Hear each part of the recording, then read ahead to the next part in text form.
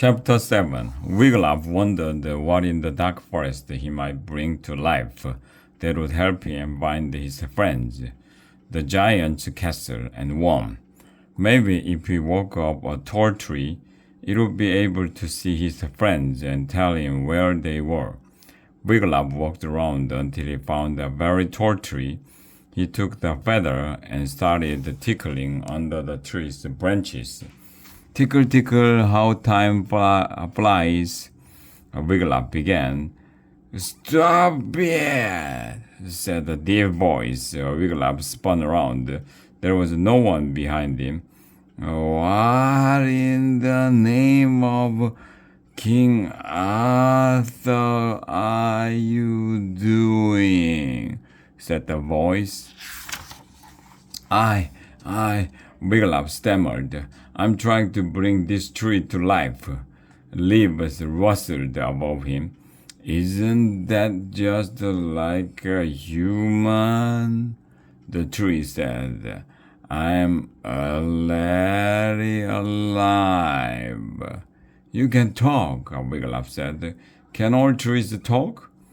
Why don't you tickle all of them and find out? The tree said. And then I can go back to sleep. Wait, Wiglaf said. Can you please help me find my friends? Leaves rustled again.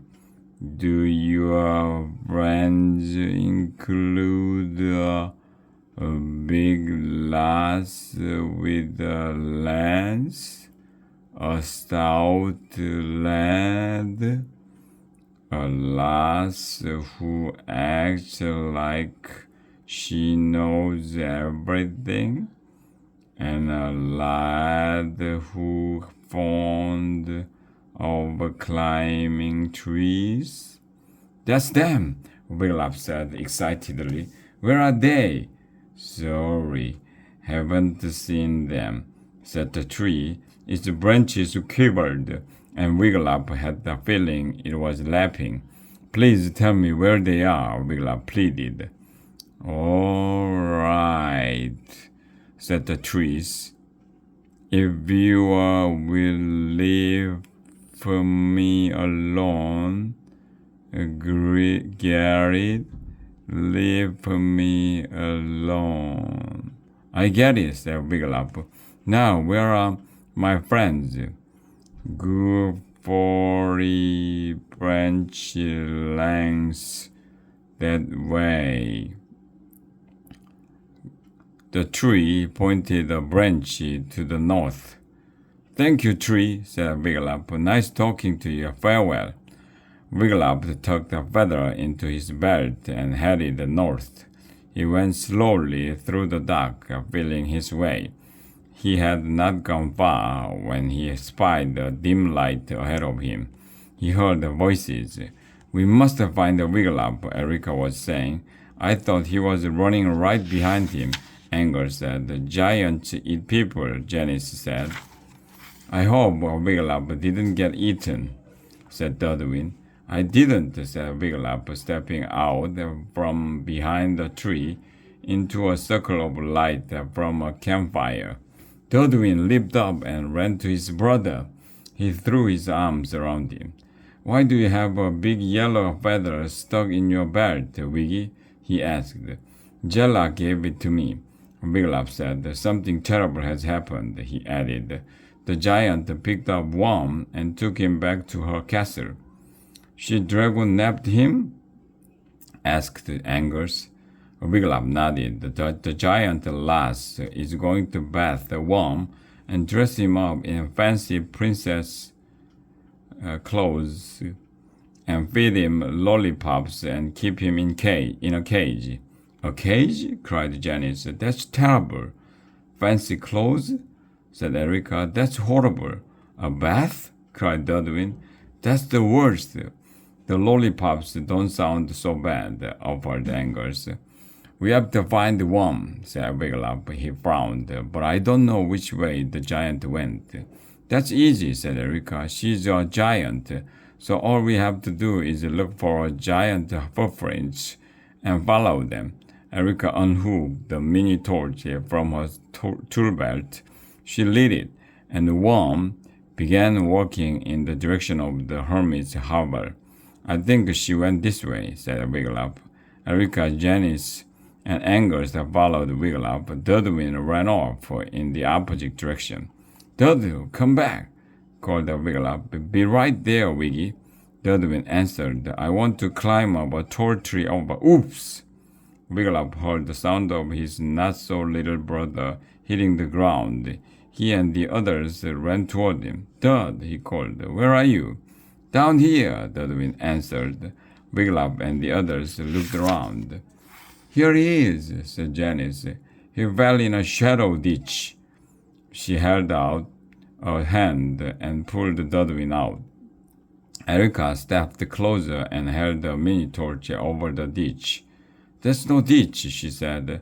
That's the giant lass's footprint. Good job, Dudwin, said Janice. Dudwin grinned. There's the next footprint, said Wigglytuff, pointing in the next. Come on, said Erica. We shall follow them to the giant lass castle. She pointed her mini torch toward the ground. The flame made a circle of light just big enough for them to see the footprints. I shall be the lookout, Dudwin yelled, running ahead and scrambling up a tree. We don't need a lookout, Dud, Wigglytuff called. We are following footprints, but Dudwin was already halfway up the trunk. He came down at last, and the Worm official rescue mission walked on. After a while, Wigglytuff became aware that it was growing light. He glanced up. The sun's up, said Wigglytuff. We are not in the dark forest anymore. That's good, said Angus. That forest gives me the creeps. I don't like it when it's so dark. And he stopped, looking around. Wow, where are we?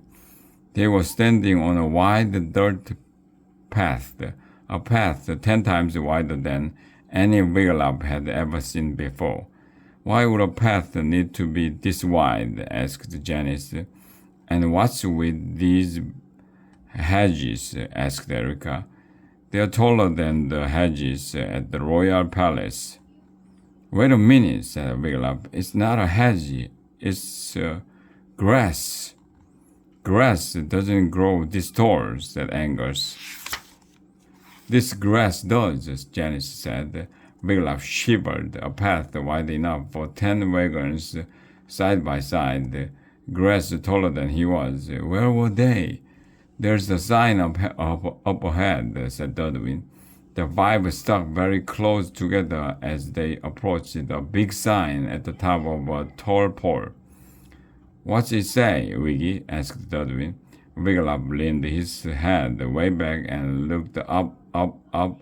It took him a while, but at last he made out the letters spelling out a message. It said, You must be this tall to enter Gigantea, read Wigglytuff. So this is the kingdom of Gigantea, said Erica. I've heard of it, but I never knew where it was. A kingdom of giants, Janice exclaimed. She blew a giant bubble. This is so cool. Let us be off. We can't, said Angus. We are too short to enter. We have to go back. We are on a mission, said Erica. Nothing shall stop us from saving Worm, especially not some stupid sign. Wigglytuff smiled. Erica was the bravest person he knew.